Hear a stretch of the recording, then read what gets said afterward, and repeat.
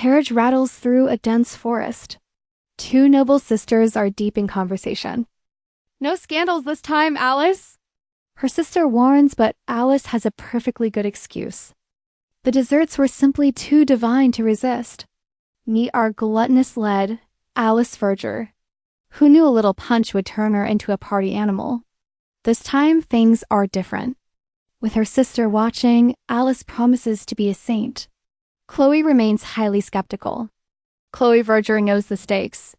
They're headed to a ball hosted by the fearsome Duke Tissa. Alice's mission: catch a rich fiancé. No pressure, right? She's already breaking a sweat. A marriage of convenience to pay off their mountain of debt. But Alice wants true love. She dreams of heart-fluttering romance. Chloe grips her cane, her heart heavy with guilt. If I weren't disabled, my sister wouldn't have to sell herself for our family. Alice rushes to her side. "Stop it, Chloe! You're not the one to blame here. If they're pointing fingers, their father is the prime suspect for their downfall. His undying love for their mother meant spending every last penny on her treatment. Financial management? Not his fort." Alice sighs, remembering the chaos from 3 years ago. Even broke, their father let Duke Tissa's massive army occupy their humble castle. Is he a literal saint or just the world's biggest idiot? Alice can't decide. Plus, the gossip surrounding Duke Tissa is enough to make anyone's blood run cold. A war hero who rose from the ashes, but the dark rumors? They're terrifying. Rumors say he executes his own illegitimate children in the shadows. Talk about a red flag. A legendary temper that can ruin a noble's life in a heartbeat. Don't annoy the beast. Most think he belongs on a battlefield, not a ballroom. Chloe cuts her sister off. "We're lucky to even be invited," Chloe reminds her. Beggars can't be choosers after all. Alice is still spooked. That Duke sounds like a disaster waiting to happen. With so many scary stories, Alice just hopes they can stay off his radar. Let's just eat and leave without meeting him. As Alice babbles on about the Duke ... Chloe bites her lip, trying to find her courage. "Don't be afraid," she tells herself. Her mind drifts back 3 years. Their small estate was once a peaceful sanctuary. Their father welcomed the returning imperial army with open arms and a wide smile. But the soldiers weren't so kind. "Look at the Viscount's lame daughter," they whispered. "She's just a useless burden," they mocked. Chloe heard every single cruel word. Still, she kept tending to the wounded, ignoring the disgusting comments from the men. "At least she's a pretty little thing," they leered. Their stares were worse than their words. Soon, a servant arrived with orders. "Your father wants you to stop. Let the help finish." Chloe retreated to her room, her heart sinking. Was she really that much of a nuisance? Did her father pull her away because she was actually getting in the way? Always the optimist, she blamed the soldiers' cruelty on the trauma of the war.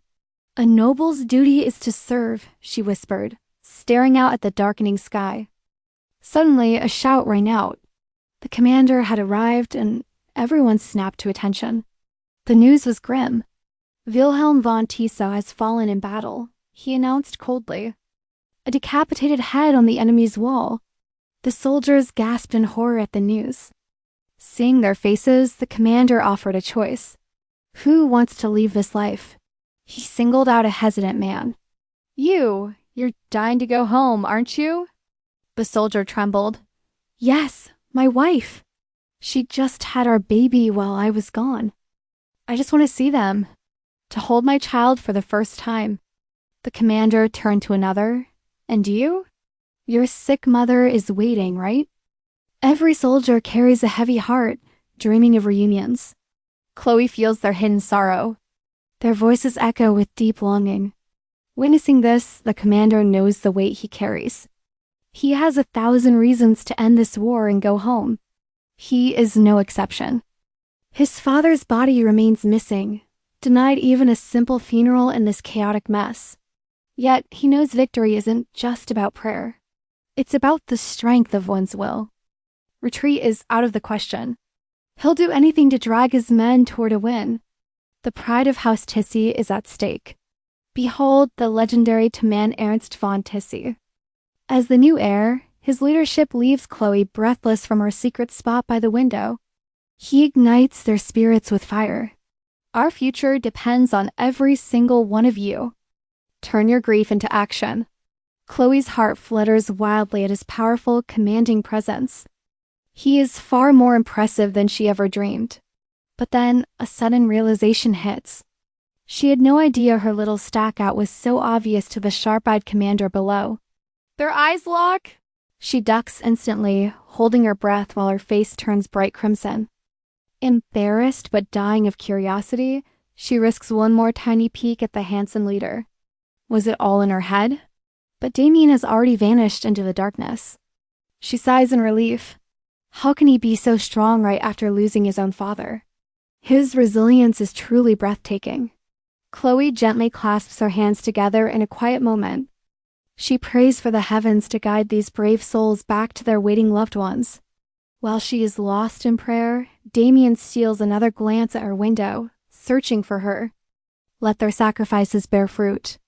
By dawn, she is already sneaking out the door. She needs to slip away and return before the household realizes she is even gone. Going somewhere, a voice startles her. It's Zhao, the family's most loyal servant. Her cane slips. She loses her footing, but Zhao catches her before she hits the floor. Safe, she gasps. Gila turns red, quickly looking away to hide his awkward embarrassment. Where to at this hour, my lady? She explains her mission for forest herbs. He offers to go instead, but she insists only she knows the right plants to pick. I must go myself. He frets about the freezing cold and her father's strict rules. He wouldn't want you alone. But Chloe cuts him off with a playful, determined smile. Don't worry, I've walked this path 1,000 times. I am no longer a child. Realizing he can't win against her, he simply begs her to be careful and leaves. Gila has certainly grown up. He used to be shorter than my own shoulder. Under the rising sun, she gathers herbs, wanting to help in any small way she can. A sound by the lake stops her. There he is, the commander, standing like a dream. He's staring at the frozen water. Why is the Duke at her secret hideout? She tries to retreat quietly, leaning on her cane to make a stealthy exit. Snap! A dry leaf betrays her. Who's there? His voice cuts through the air like ice. He demands an answer. I'm Chloe Verger, she stammers, dropping her basket in a panic. The Viscount's daughter? He smirks, noting her habit of watching him from the shadows. You're like a little rat scurrying around and spying on people, aren't you? He mocks. It wasn't on purpose, she squeaks. So you admit to spying on me yesterday? He counters. Did your father tell you to seduce me? The question hits her like a physical blow. He calls her father an ambitious schemer. Chloe's temper flares at the cruel insinuation. That's not true, she defends. He scoffs. Then why play nurse to the broken and bloodied? Such dirty work is beneath a noble woman, even one from a lowly house like yours. He glares at her cane, especially for a cripple. Chloe is stunned. Is this really him? He scolds her for being rude despite yesterday's spark, but she insists she was only helping. Protecting the families of brave volunteers was her only goal, never imagining her title would cause trouble. Her mother's legacy was clear. Despite the Vergier's low rank, a true noble's duty is aiding others. The commander scoffs at her noble behavior, doubling down on his surprisingly savage and arrogant attitude. He snaps that overstepping her limits is pure selfishness, making her nothing more than a burden. Not finished, he mocks the filthy comments his men whispered as she paraded back and forth. He sneers that she wouldn't act so high and mighty if she knew their disgusting thoughts. What would her father do? If it were him, he'd be ripping heads off to protect her. He'd slaughter anyone tarnishing her name. Unlike these soldiers who've watched their comrades get torn apart. Does Chloe even realize how that breaks a man? Yet here she is, wandering alone before dawn. Trekking through the woods with her weak leg if disaster strikes, who's going to take the blame? Fed up, Chloe retorts that these woods have been Verger land since before she was even born. It's private land, so it must be safe. But the commander finds her safety claims absolutely laughable. It's perfectly safe, she insists, but he grips his cane, asking if she ever stops spewing nonsense.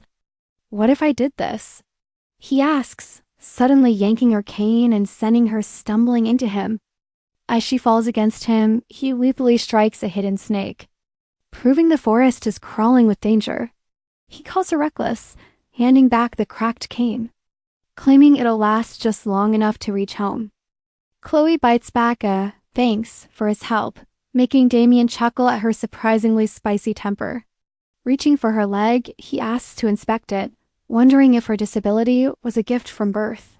Chloe recoils, demanding to know why he's being so incredibly heartless and rude right now. Their eyes lock in a tense silence before Damien stands, mocking her for being far too sensitive. He claims it was just a question, warning her that letting emotions flare is the road to defeat. He offers his expert advice, but Chloe reminds him she isn't some soldier under his command. She doesn't care about victory or defeat. Glaring at the dead snake, he declares that life is war. Especially for someone like you, he sneers. Chloe bristles, admitting he's right, but he's still overstepping. That doesn't give him the right to meddle. He just shrugs, claiming he was only offering advice. He smirks that her lack of gratitude proves he struck a nerve. Chloe remains silent and fuming. He's a total demon. Yesterday's good impression was a lie as she grips her dress in frustration. With ice in her voice, she has two things to say, and he dares her to speak. First, you owe me a new cane, she demands. He casually agrees to find a woodworker immediately. He'll handle it back at camp, but Chloe insists on a cane made from legendary birch trees. Tiss birch? Damien gets suspicious, but Chloe reminds him of his own words from yesterday. He promised a glorious victory, so once he returns home, she expects her prize in full. She wants that custom cane when the war ends, but he cuts her off before she finishes. He pulls her close, whispering, "What if I gave you something better?" Since her father wants more. She shoves his hand away, annoyed, reminding him that he's completely ignored her second. More important point. If her father bragged to the Duke, it was out of pure love, not some political scheme. He knows the Verger house is beneath the mighty Tiss line. He's not clueless about their rank. He's not the only man who wouldn't want to be burdened by a woman with a disability. She thinks every man sees a burden her self-esteem is trashed while the commander just watches. Save the drama for your diary? He scoffs, but Chloe fires back that these are just facts. Limping away toward the palace, she throws one last parting shot to make her position crystal clear. He can pity her all he wants, but he can't assume she's miserable or living a tragedy. So, you're actually happy like this? He asks boldly, forcing Chloe to freeze in her tracks. He claims her life will never change. I can't wait for him to fall hard and regret this. Our girl isn't letting that slide. She claims her quiet, boring life is actually pure bliss. She just wants to live in her hometown forever. For her, that's the ultimate dream. Later, Chloe's wiped out in bed. Honestly, she has no clue how she even got home. The biting morning wind coils around her like a snake while Jill prays for her recovery. Jill reveals Duke Taisei's group finally left. Chloe beams, thanking her for the wonderful news. It takes ages before she returns to those woods. Fast forward to 3 years later, Chloe and Alice enter the ball. The Taisei family's Rose Castle is absolutely mind-blowing.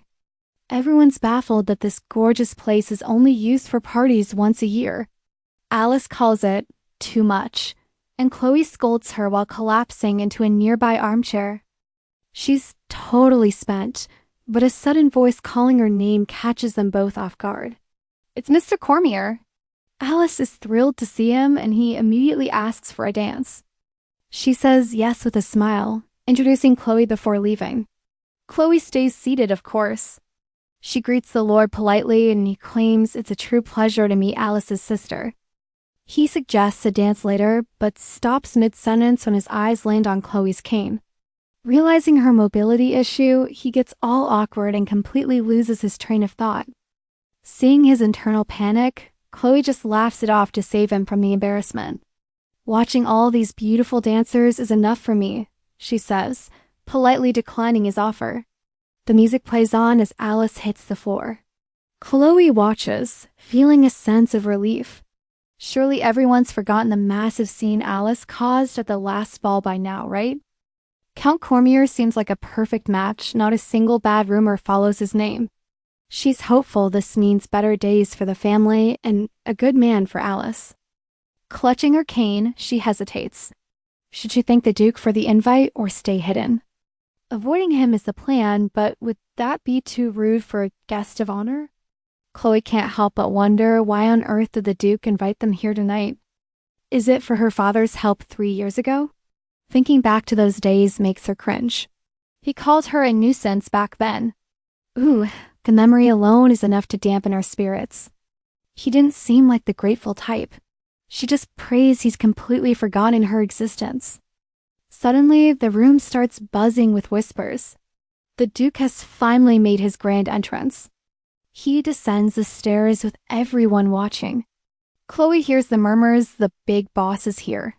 Sword in hand, he stops right in front of Chloe. Talk about zero chance of escaping. Since he's literally looming over her, Chloe stands up and offers her most formal greeting. She avoids eye contact, praying this whole interaction is over in the blink of an eye. To her horror, he actually speaks.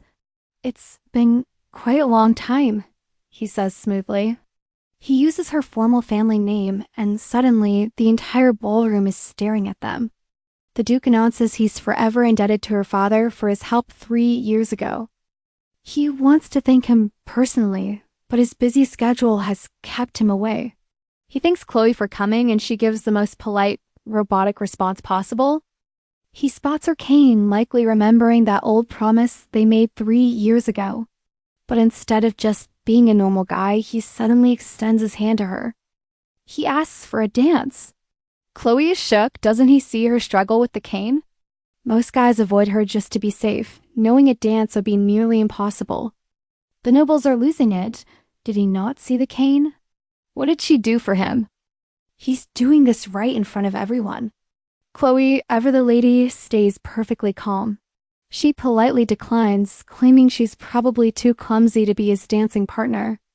The dense Duke asks, "Am I just at the bottom of your dance list or something?" Chloe offers him a cold shoulder, but Damien insists on a dance she can't refuse. A royal intruder. Prince Johannes arrives, teasing the Duke for tormenting the poor young lady. The prince looks annoyed. "If the lady says no, Damien, a gentleman should back off." He throws an arm around his friend, mocking the war-hardened Duke's lack of social graces. Damien fires back.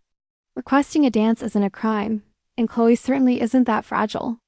"She won't break," he scoffs, while the poor girl just stares at her shoes in silence. Still the same brute after 3 years. The prince sighs, knowing Damien will never change. Johannes apologizes for his rude cousin, but Chloe decides it's time to speak up. Sensing the tension, she flashes a polite smile, begging His Majesty to forgive the Duke. She claims he was merely worried her condition would leave her without a single partner. "Bolder than I thought," Johannes muses. She introduces herself as Chloe Verger, the eldest daughter. He rests a hand on her shoulder, clearly impressed by the legendary house of Verger. He's dying to meet her father, the man who raised such intriguing and lovely daughters. "A rose with thorns," he calls her. But Chloe is only focused on his wandering hand. Desperate to escape his touch, she drops into a bow, pleading for a quick exit. She mentions her missing sister, Alice. It's been far too long since she saw her. Panic sets in. Where did Alice go? Another royal scandal is the last thing Chloe needs. The prince grants her leave but demands a meeting with Alice later. He turns away. Johannes drags Damien along, ordering him to wipe that scary scowl off his handsome face. Chloe is spiraling. The last time she saw Alice, she was dancing with some mysterious noble. Noticing her pale face, Damien asks what could possibly be haunting our poor heroine now. She plays it cool, claiming the hall is just too vast to spot her troublesome sister. Before she can bolt, Damien grabs her handwrite on top of her cane. How scandalous! Forgot our little secret? He whispers, reminding her of their private hush-hush agreement. Their deal was about the cane, but Chloe just wants him to release her hand. He leans in dangerously close. Don't worry, my lady. Your new cane is coming soon. Like a boy teasing his crush, he playfully snatches her cane right out of her grip. He notes it's a new one. This rascal is literally disarming her mid-party. Chloe doesn't even fight back. She's too consumed by the Alice emergency to handle him. Silence is her only defense. Damien smirks and offers his arm as an escort instead. We wouldn't want Alice acting up again, would we? He asks, suggesting a joint search. Who better to navigate this massive castle than the dark and brooding master himself? Outside, he asks if he's too fast, but he still hasn't returned her precious cane. Impressive, the Duke purrs. It seems Our Lady has been practicing her solo stroll. In reality, her legs are trembling. He muses that her training must have been agonizing. She grips his arm for support, thanking him through gritted teeth for his generosity. He calls her strong, but that sarcastic tone says he's enjoying her struggle way too much. Poor Chloe is shaking, cursing the moment she let this handsome devil take her cane.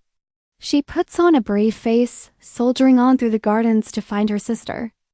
The garden breeze is biting. Damien remarks on the wind, looking far too casual. He points out her hair accessories, asking who the stylist was. She admits it's her. Explains why it's a mess, he teases. Chloe turns red, internally screaming for her cane. He mentions a rumor of a girl running this way. Chloe's heart drops. That's Alice. She prays her sister isn't in trouble. Suddenly, a very suspicious sound echoes nearby. You know the sound? The two freeze in their tracks? Alice, what have you done? Chloe's face burns with secondhand embarrassment. She finds Alice looking disheveled with some mystery guy. Startled, Alice tries to shove the persistent kisser away. A shocked Chloe demands an explanation. She pushes the stubborn guy back. Alice warns him to bolt before he ends up dead. The guy jokes about dying happy. Chloe freezes. Did her sister just call him Eddie? She remembers Alice gushing about a fascinating bohemian she met at the village festival. Alice even dreamed of a reunion. Chloe looks away, wondering just how long this secret romance lasted. Damien senses the panic and touches her shoulder. You okay? Chloe offers a stiff, frantic bow. She frantically apologizes to the Duke. Alice claims this Eddie guy just appeared out of nowhere. I was caught off guard, Alice squeaks. Chloe snaps at her to zip it and bows again. She begs for a private word, planning to send Alice home. Alice looks like a caught criminal. Chloe orders her to wait in the carriage. Alice doesn't hesitate. She sprints away in pure terror. Damien watches the chaos. The Verger sisters certainly know how to cause a scene, he muses. It seems Alice has a natural talent for lighting high society on fire with scandals. Trembling, Chloe begs the Duke to keep this spicy secret under wraps forever. And why should I? He teases. He could easily ruin the Vergers for this trespass. Bringing a commoner into a Duke's private residence? That's a one-way ticket to social ruin. Chloe's heart sinks. If she can't sway Damien, her whole family is going down. Her family is already on thin ice. Desperate, she drops her cane and falls to her knees. It's all my fault. Punish me, Your Grace, but please spare my family. She cries out. The silence is deafening. Chloe keeps her head low, practically praying for a shred of mercy. And if I refuse? He asks. The poor girl is speechless. He's totally enjoying her suffering. This is the perfect chance to tease her. Chloe's brain goes into overdrive to find a way out. She has to save Alice and her father. Think, Chloe, think of a convincing plea. The House of Tissa is a pillar of honor, she starts. And you, the legendary only heir ... double quotes ... a war hero who led armies to victory and earned royal medals of merit. Damien smirks during her pause. Go on, I'm actually enjoying this sweet talk. He chuckles. Chloe reminds him of his vow to do whatever it takes for a soldier's victory. She brings up the hospitality of a remote castle lord who welcomed his weary troops. Damien catches her drift immediately. She's playing the favor card like a pro. Return the favor? He asks. She corrects him, simply asking for compassion for her humble family. She begs for mercy. The Duke scoffs, pointing out he's already been more than generous. I invited you to this elite gala. Favor returned, wouldn't you say? He retorts coldly. He tells Chloe to blame her sister for throwing away such a golden social opportunity.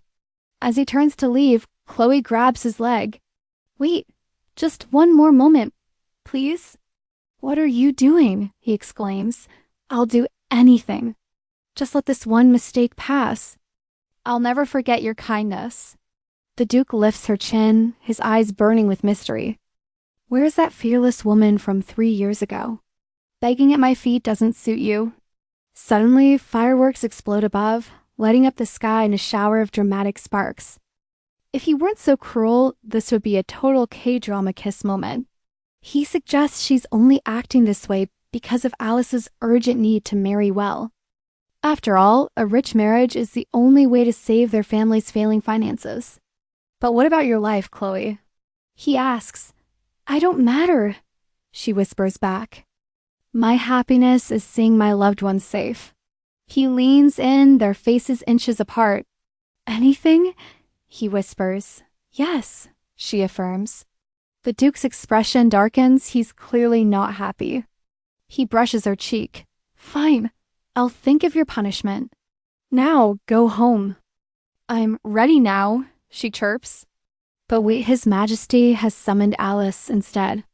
Before she can blink, the Duke growls.